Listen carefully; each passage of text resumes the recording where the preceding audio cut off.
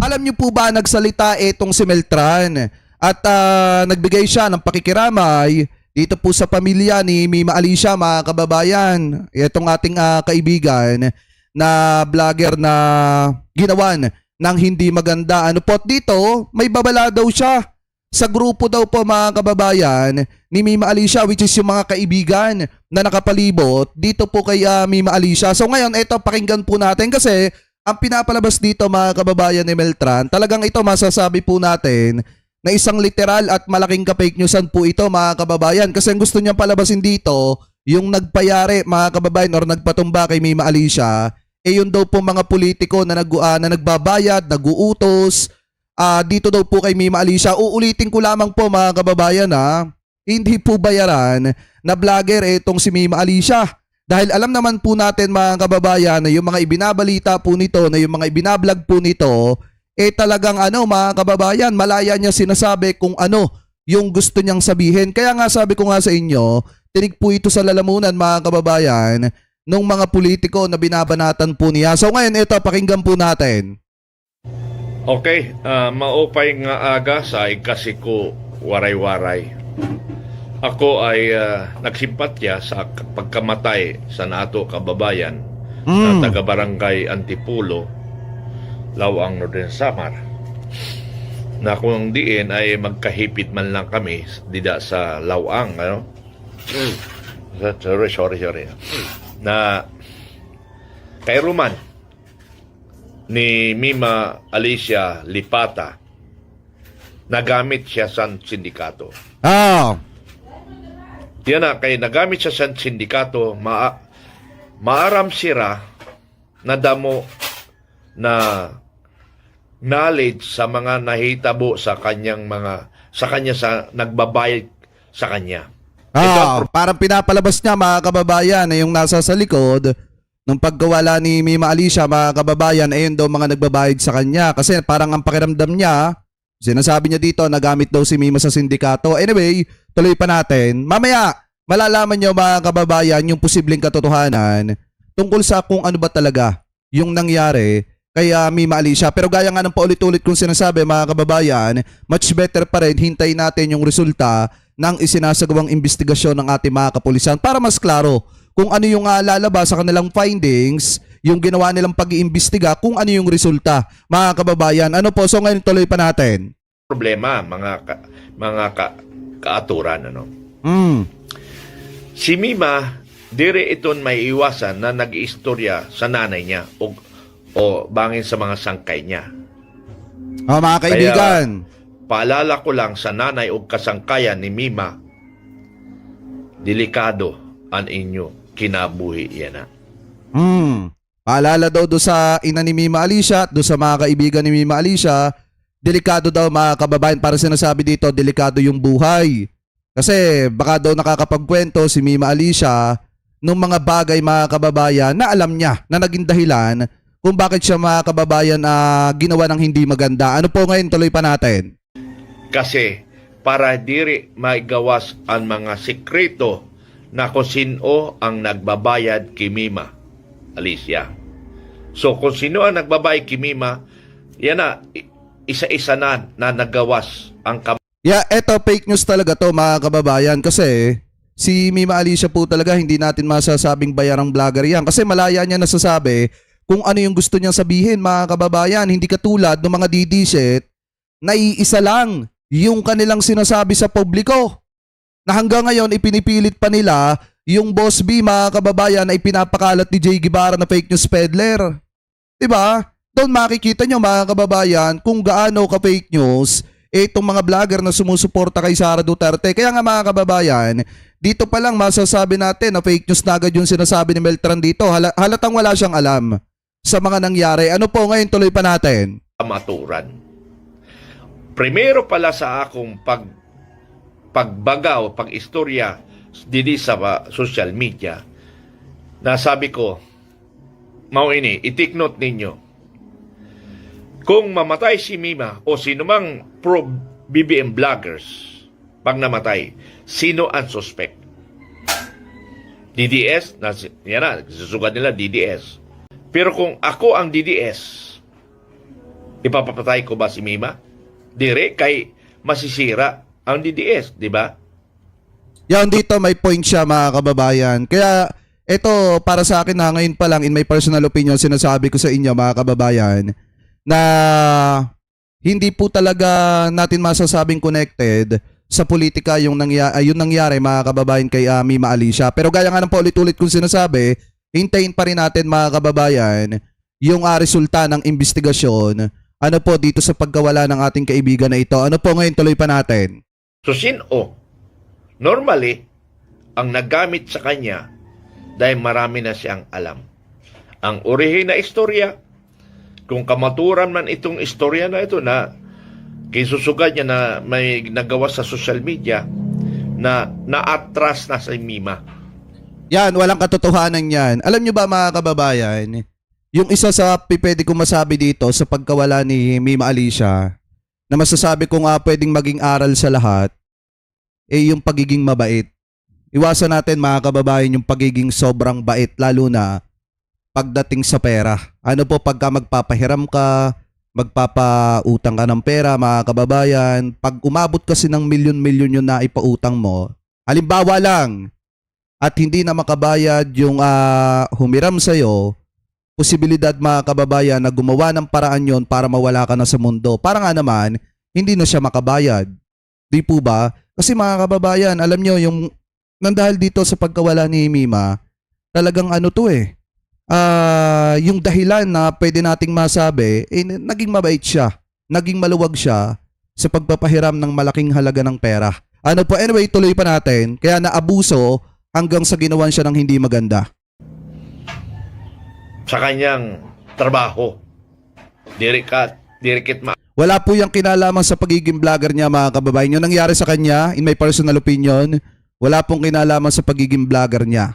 Ito po ay may kinalaman sa pagiging mabuti, mabait niya sa pagpapaluwag ng pera. Iyon na nakikita ko dito mga kababayan. At yung sinasabing nagkaunsihan, yun po isang malaking ka-fake news yun. Walang katotohanan yun. Kung tutuusin nga, parang ang dating pa nga dito, allegedly mga kababayan si Mima pa yung na-11.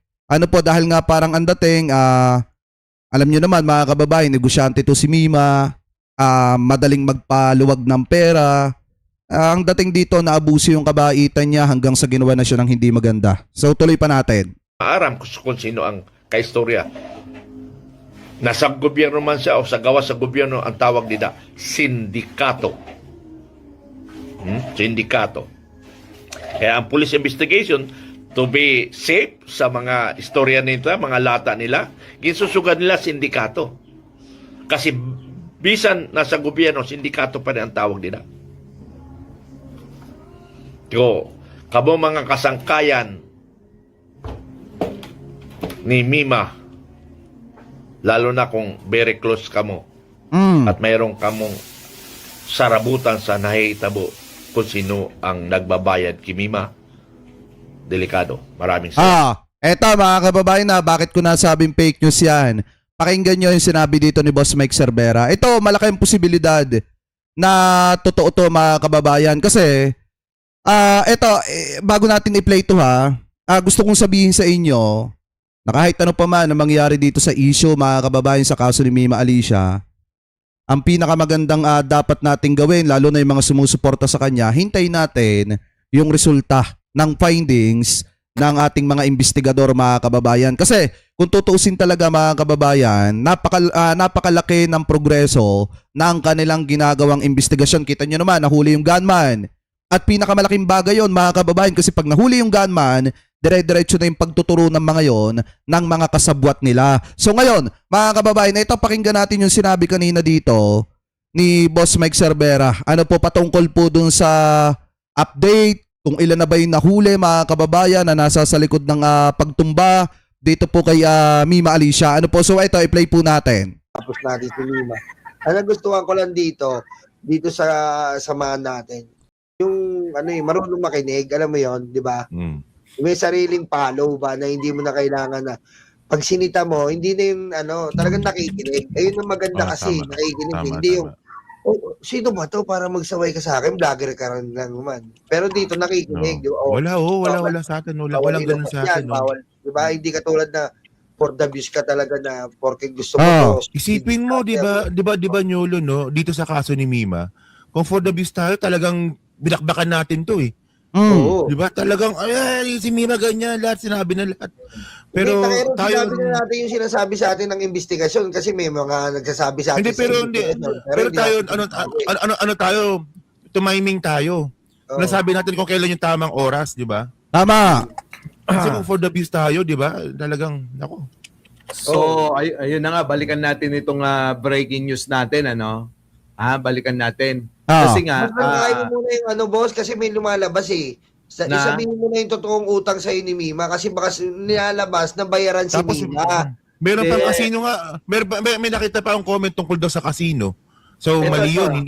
Hindi tungkol sa casino yun ha. Oo. Ito, makinig ko kayo. Para sa akin lang ito, parang ano ba? Masasabing Yung basa mo lang sa opinion nangyari. basta, yung tingin ko lang. Oh. Hindi tiyak. Kundi ito ay haka-haka lang na pananaw. Ano po? Ang basa ko dyan, si Mima, mukhang ito sabi nga sa balita, na ano ng sindikato, ang dami nahuli. 7 ho yung nahuli sa mga bagong dating. Kita nyo yun. 7 na ho yung nahuli na di umano ay kasama doon sa 7 yung mga mastermind. Ah. Yun. So halo-halo na yan. Lalaki, babae, ganon. So bali insan pala Siyam. Kasi kasama yung gunman. Hindi, yung mukhang yung gunman na yung nagturo Kasi Mm. di ba unang nahuli yung mga gunman. Oh. Tama rin yung sinabi ko nung nakaraan na Hindi, tama dito yung kaya Takero, posibleng siyam na mga kababayan kasi 7 na yung nahuli. Kasama na yung mastermind mga kababayan. And then malaki pa ang posibilidad na baka madagdagan pa po yan. Anyway, tuloy pa natin. Kasi malaking nga po, siguro malaking sindikato yung nang biktima kay Mima mga kababayan. talagang ituturo na itong dalawa na ito.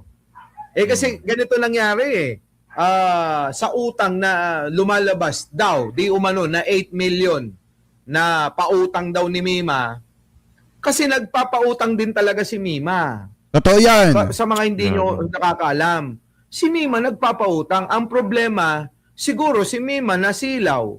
Dahil pag nagpautang nagbabayad ng malaking interest. Di ba? Ngayon, siguro, nung umabot ng ganun dahil nagbabalik ng interest ng ganyan, Mm. kung sino-sino na yung inuutangan ni Mima.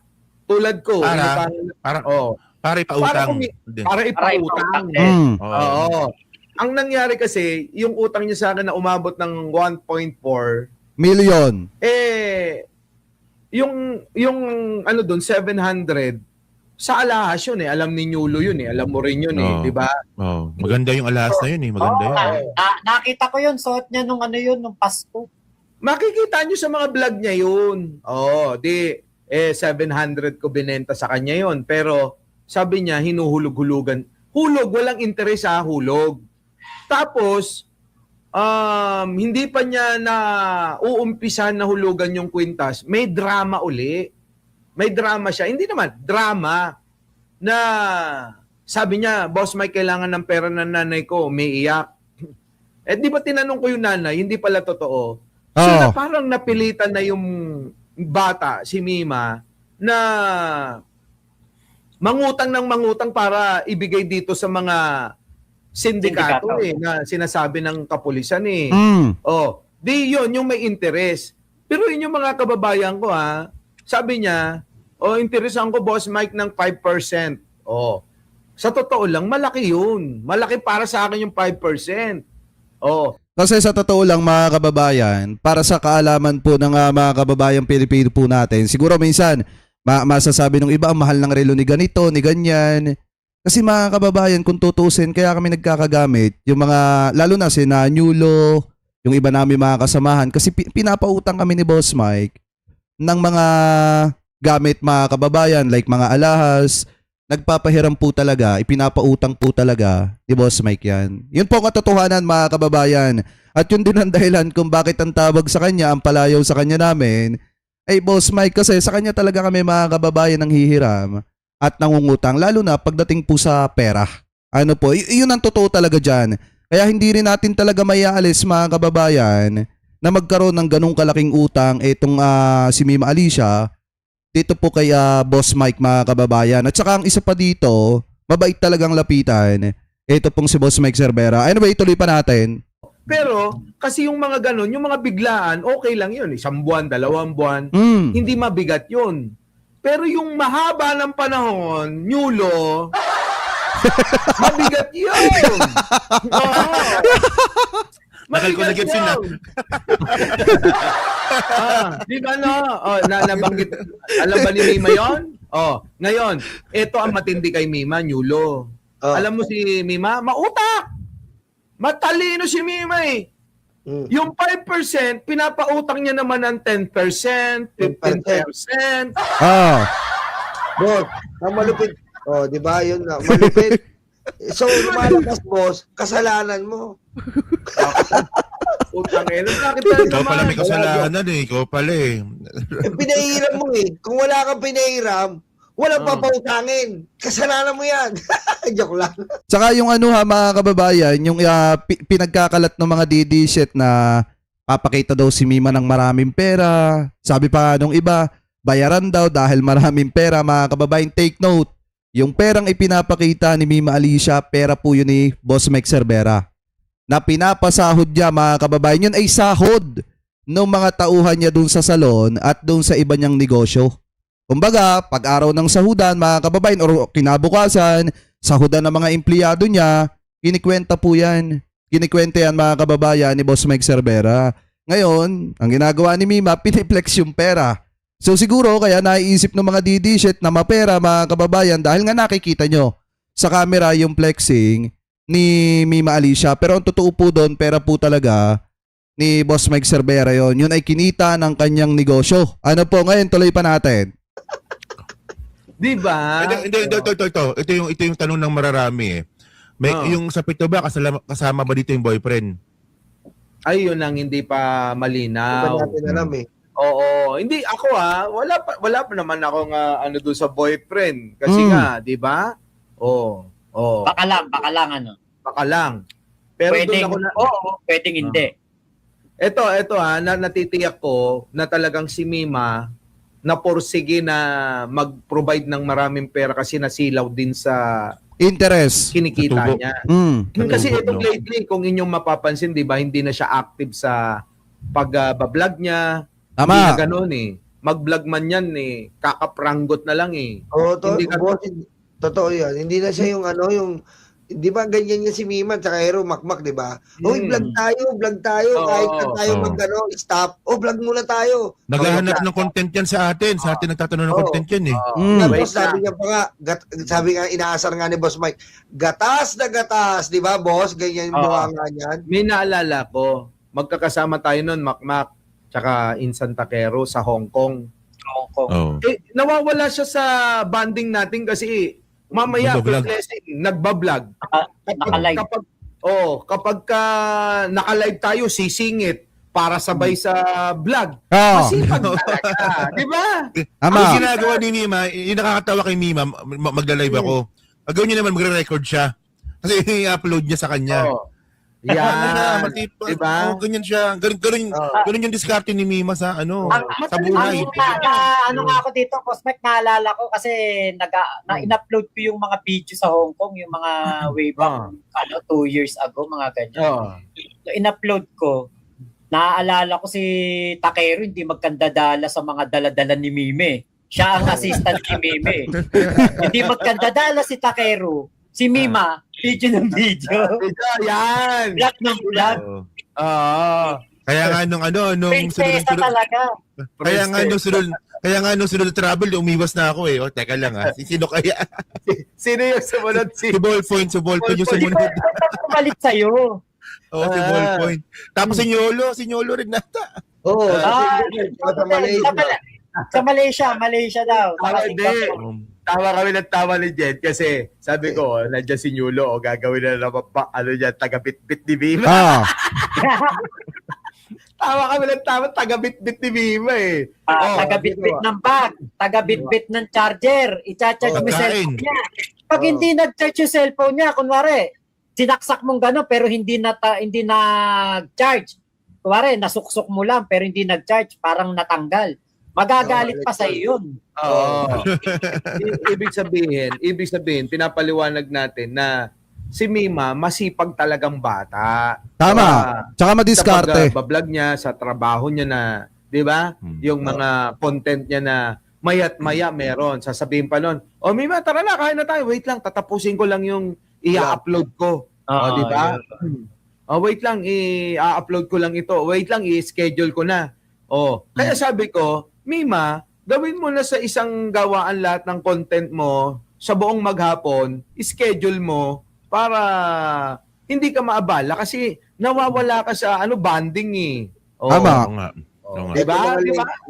Mga late niya, boss, tinitignan ko rin yung vlog niya. Wala na siyang vlog, tsaka yung iba na yung... Wala nang dating, bro. Hindi tulad dati, no? Yun. Kasi parang eto cut na natin dito mga kababayan na parang ang nangyari, nag-focus na lang siya dun sa pagpapautang ng pera mga kababayan. Kasi eto, gaya nga ng sabi ni Boss Mike dito, nasilaw sa interest. Nasilaw, parang ganun yung nangyari. So sabi ko nga po sa inyo mga kababayan, yung nangyari kay Mima, in my personal opinion, hindi po masasabing connected talaga sa politics. Kumbaga, ang nangyari talaga dito mga kababayan, is sumobra yung pagtitiwala niya, pagiging mabait niya, lalo na pagdating mga kababayan sa pera. Kaya ang nangyari, ginawan siya ng hindi maganda. Parang may may katulad na istorya yan. Kung matatandaan nyo dati, yung live seller mga kababayan na mag-asawa ba yun? Yung inambush na parang nabuhay yung anak. I think nangyari yan before mga kababayan na ang nagpatumba yung kumare. Tandaan nyo yon? Parang ganon mga kababayan yung senaryo na nangyari kay Mima. Yun namang senaryo nung inambush na yon mga kababayan na ipinatumba ng kumare. Ang pagkakaalam ko na utang nun 100 million ata yon mga kababayan. So parang ganon yung nangyari kay Mima Alicia. Pero gaya nga po ng sabi ko sa inyo mga kababayan, hintayin pa rin natin kung yung resulta ng isinagawang investigasyon mga kababayan ng ating mga kapulisan. Pero ang maganda dito sa sinabi ni Boss Mike mga kababayan, 7 na yung nahuli mga kababayan at kasama na doon yung mastermind. So abang-abangan po natin, ang pagkakaalam ko dyan mga kababayan, baka i-press ko nyan. Ng ating mga kapulisan once na kumpleto na at buong-buo na yung kanilang findings mga kababayan dito po sa pagkawala ng ating kaibigan na si Mima Alicia. So kayo, kung kayo po ang tatanungin, ano po masasabi nyo, hingil po dyan. Comment below na lamang po kung ano po ang comment at opinion nyo po. Hingil po sa usapin na yan mga kababayan.